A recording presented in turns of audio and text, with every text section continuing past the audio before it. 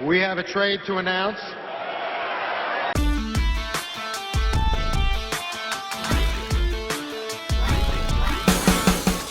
What's going on, guys? Jay Hoyt back with you today. Welcome back to NHL 25. We're back on online versus once again after you guys showed some incredible support on the last couple of videos. So thank you guys so much for that. But today we actually have a blockbuster trade to announce, and this one is a big one, and like blockbuster kind of undercuts it just a little bit, but on your screen you can see this trade, and it's a three-way trade revolving around Carolina, Chicago, and Colorado, three of our C's in the NHL. So on the screen you can see Carolina receives forward Mikko Rantanen along with forward Taylor Hall and Niles Yarntorp.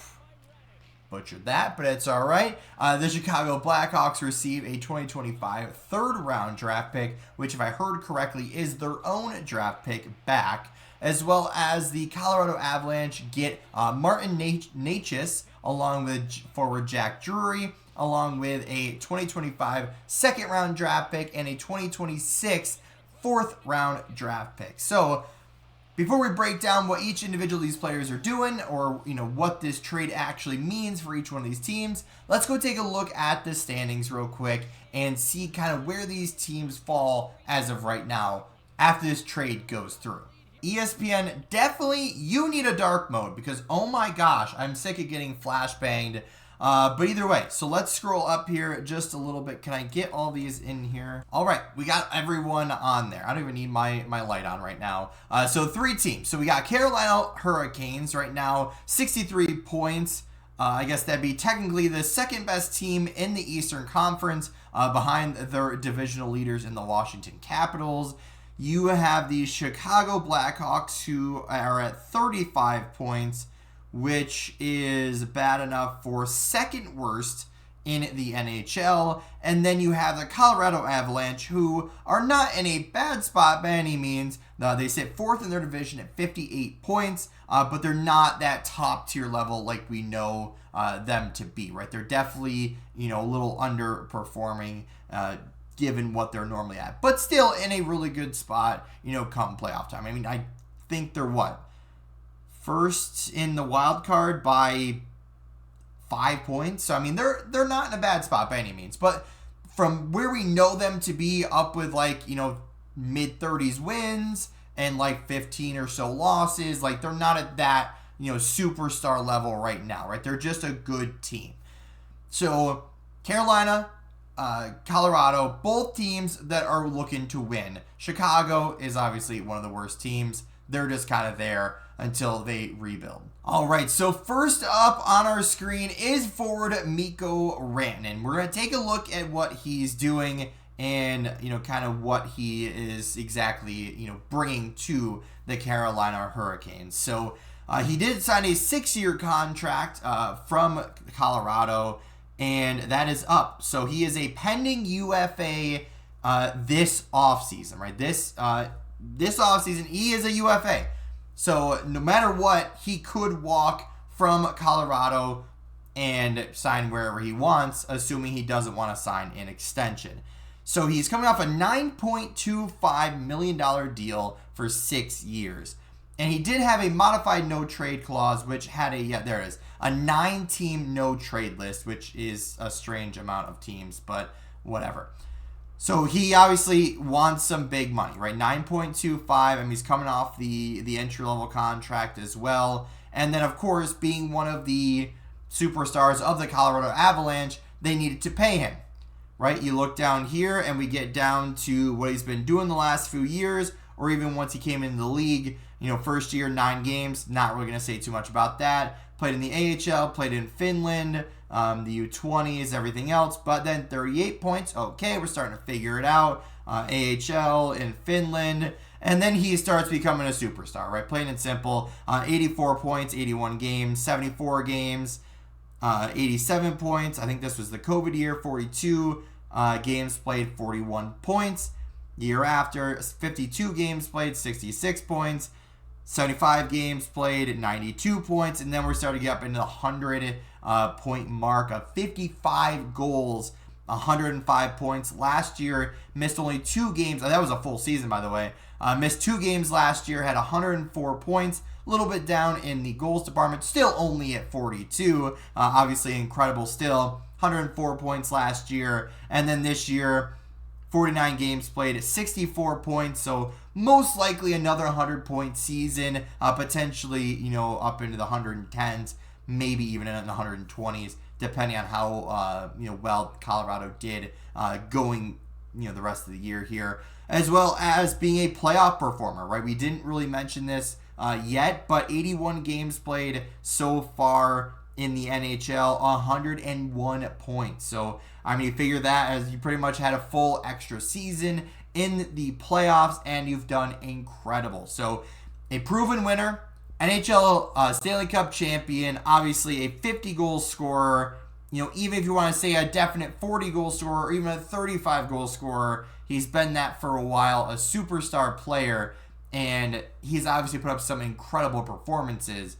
But along with that, they also get Taylor Hall. So Taylor Hall is coming off from a honestly really stupid contract. With 4 years, $6 million. I don't know if this is a full no trade, no move. I'm not exactly sure. 16-team no trade list. And then the second 2 years there, 10-team no trade list.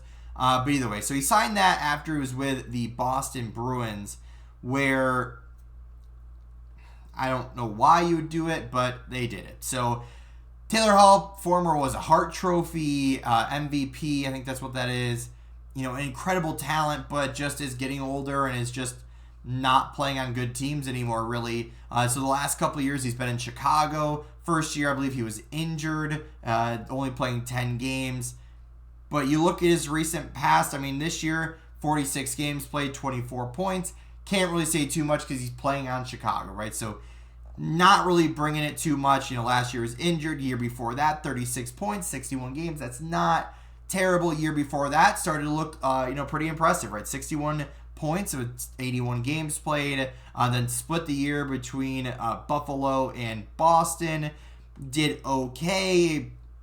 Then before that, you had the New Jersey years. After a stop in the with Arizona, after they signed, I think he was signed to a big contract during that point. But New Jersey, he did okay. Obviously coming off from that MVP year with 93 points for them. He's been a good player all along, but now he's not to that level anymore, right? He's just declined. He's getting older. He's 33. So he's getting older. He still can provide a good team, But Taylor Hall has always been a good player, always put up good points, for the most part, until he kind of got down to like Arizona, to Buffalo. Boston had a couple of, I don't want to say bad years, but first year did okay. Second year he did very well. Then it declined tremendously, and then he went to Chicago. So it's kind of hard to tell. Hopefully he'll have a big rebound performance in Carolina, but we'll see. So hopefully he'll play a pretty big role for them. And they also get an unsigned prospect in this, and from what I can tell, I don't know if he's not signed or what he's doing, because technically his last games played was 23-24. And I know sometimes in the European leagues they have like really weird start dates. So sometimes they start in like February and then go till like however long. So I'm not really sure what he's doing, but somehow, some way, somebody had rights to him and they gave it up in this. So not really sure what to make out of this player. But we move on to the next piece. And obviously not much really to talk about with the draft pick for Chicago. I think it's their own draft pick back. Third round pick. I think they get that for Taylor Hall, essentially. So that, along with retaining, I think it's half of Rantanen's contract. So not much for that. Give Taylor Hall a new chance to shine somewhere else. Hopefully kind of finish out his career in the last few years. Hopefully on a winning team, playing like middle six or maybe even bottom 6 minutes, and potentially moving up with injuries and stuff. But then you have Martin Necas, whatever you want to call him at. So he is a 26-year-old guy who's still trying to figure it out. Not that he hasn't yet, but he's in the first year of his extension, which was kind of like a bridge deal is what it kind of reminds me of. Right, so coming off the entry-level contract, he signed a 2-year deal at $3 million. Awesome, he did well. Got even better of a contract, 2 years, $6.5 million.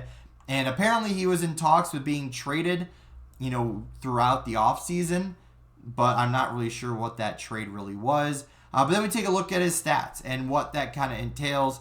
So 49 games played, 55 points. So, pretty solid, above point per game. And the last couple of years, definitely not like superstar level, but still pretty solid, right? So 71 points a couple of years ago, 53 points last year.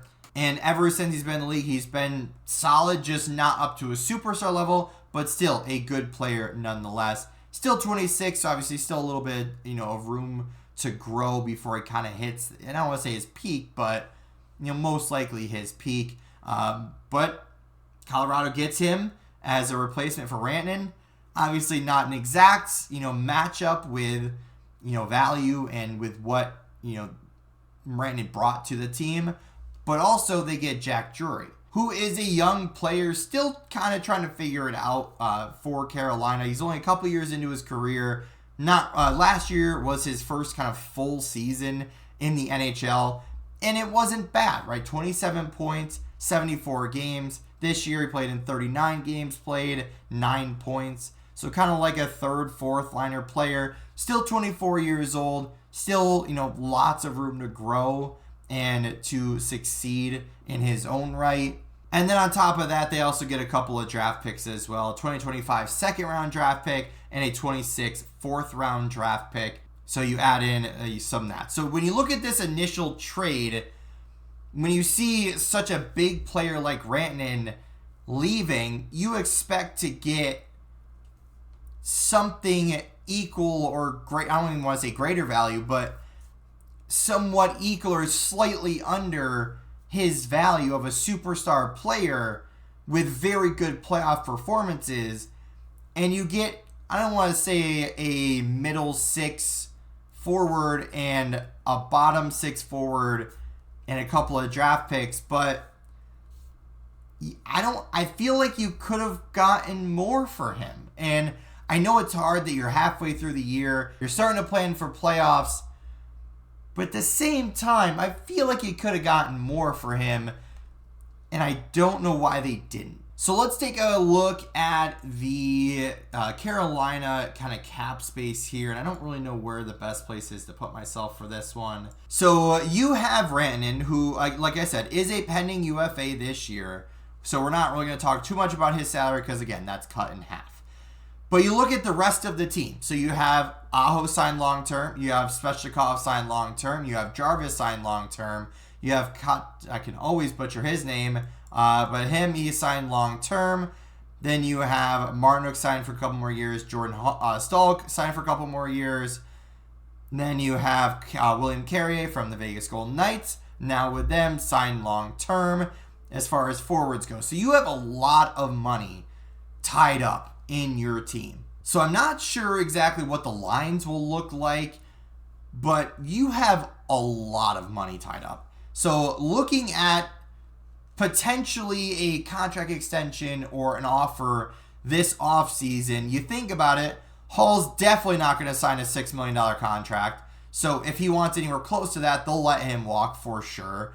Then you have Mikko Rantanen, who, not saying he will, but he'll probably walk in free agency unless they clear up some money because there is so much money tied up here. Then you have Jack Roslovic, who at $2.8 million, he wants a similar contract.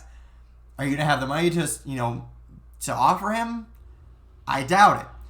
Then you have a couple of pending UFAs that are all, I don't want to say minimum contracts, but kind of minimum contracts. Then let's go down here to defense. You have Dmitry Orlov at $7.7 million. He probably won't get that. I don't know how he's doing this year, but he probably won't get that. They already signed Jacob Slavin to a contract extension through, an 8-year extension. So he is signed long-term for sure. Brett Burns, I mean, I would guess he would probably walk in free agency, 39 years old, if not retire, depending on how long he wants to keep playing. You have Sean Walker, Gostisbehere, and Chatfield all signed for at least a couple more years, which, again, tons of money, locked up with this team. Then you have a minimum contract. Then you have Freddie Anderson, who is slowly losing his starting job to their backup. But he's signed for a couple more years. Young goalie. He seems to be having it together. You have Jesper Fast, who is expiring this year. And then I don't think anybody else is... No, there's no one like buried or anything down there. So they have a solid team, and obviously they've been very consistent going into the playoffs and being a playoff team, but something just hasn't pushed them over, the winning mentality to get into the later rounds of the playoffs. So with the addition of Rantanen, that should definitely help them. But the big thing is, if they lose him too, like they did Jake Getzel last year, you'd be giving up a decent amount with necas, Drury, and I think there's a couple draft picks in there that they gave up. I think, let's see, we can actually look. So trade to Washington. So it's their second round pick, along with a fourth. Is it next year? Yep, next year. Okay, so they have some picks still, obviously, but they have tons of money, tied up into them. I don't know how much salary cap they have. Oh, they don't have any salary cap, so that's awesome. But going into next year, probably won't have a ton of salary cap in order to sign him, especially given if they want to keep most of their other guys too. But now taking a look at the Colorado Avalanche's, kind of salary situation. And realistically, this is where I would love to know the behind the scenes of these types of conversations with players. That if I'm assuming there was contract extension talks, right? Just going out on a limb here and saying that there was definitely contract extension talks with Rantanen. And he probably wants a good amount of money. And I mean 12 to 13, maybe 14 and $15 million. And maybe they just weren't willing to pay him that much. But to give him, let's just say 12.5, just go slightly under McKinnon, and give him 12.5 for 7-8 years, you're telling me that's not worth it to you? Because with Rantanen being 28 years old, 7-8 years puts him to 35 or 36 years old, depending on when his birthday is. You're telling me that's not worth it for a superstar player? I don't know what else would have been. Because I see a team that, okay, McKinnon, Makar are your superstar players. Then you now have better support pieces, I guess. Not really better support pieces because you lose such a huge piece. But now you have necas up there, who's now second on your forward list of highest salaries. You have Middlestad, Niskush, I can never say his name right either. You have Lehkonen, you have Ross Colton, who signed a terrible deal. Then you have Jonathan Drouin on a kind of a prove-it deal. And then you signed Logan O'Connor to a 5 or 6 year deal at 2.5 years, which I hate that, but they did it, so I don't have any control of that. But I don't see why you couldn't have done that. So these guys have significantly less money tied up, it looks like, than Carolina. So going into next year, okay, you have Drouin, who, let's just say, makes a similar deal. You have basically a minimum contract, which none of those guys, I really don't even know who they are, so they're probably not going to get a big extension. Then you look down at their defense, you basically have a top four that's all signed through at least next year. So you have a good top four. You put a couple other players in there. Pick 2 out of the 4 other players that are down here. And Killington's up this year. You got an RFA in there. Calvin Hahn's at that point of his career where he's just kind of hoping to be on a team. And you don't have a lot of money tied up there either. You have your top 4, but after that, you got 3 or 4 other guys that are making almost not nothing, but almost nothing. Then you look down here at your goaltenders, who they completely revamped, by the way. No more Georgiev. He's now in San Jose. Now you have Mackenzie Blackwood, who played 4 games before they gave him an extension, and he's been playing well, but he already got a 5-year extension at $5.25 million.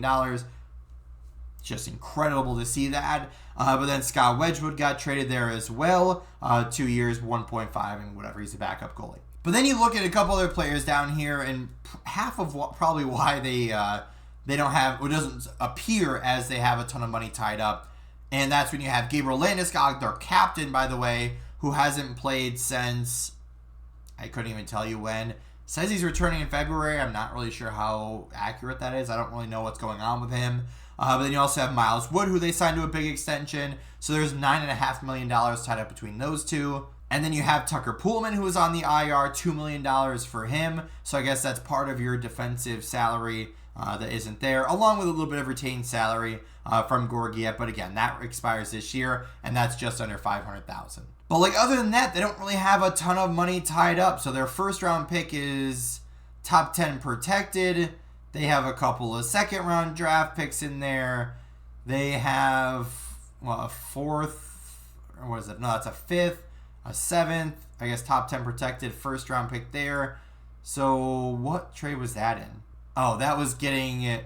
Oh, okay. So that was the Sean Walker and a fifth to get Johansson off that deal. Okay. So it blows my mind that they didn't re-sign Rantanen, or at least try. I mean, I guarantee there was trying in there, but to not want to go up to like 12 million, 12.5 million, there had to have been a decent conversation there of, hey, we want you here. You know, we'd like you to not take all of our money away, and we'll still give you $12.5 million. But I don't know if he just didn't accept it or what his exact deal was, but he ends up getting moved. Now, obviously, there was a chance this offseason he comes back. I don't know how that all works, if there's any rules, with that. But Rantanen this offseason will be a unrestricted free agent. So unless there's a contract extension in there, man, that's a tough one to take a big risk on. That's for sure. But with all that trade talk coming down to an end, that's going to do it for today's video. If you did enjoy, hit that like button down below. Once again, thank you all for so much support on the channel the last few videos since I've came back. Thank you guys so much for that. Let me know your thoughts and comments about this trade, this blockbuster trade. Who do you think won this trade? Who do you think lost this trade? What do you think about the trade in general? Let me know down below. Subscribe if you haven't already. And as always, guys, we'll see you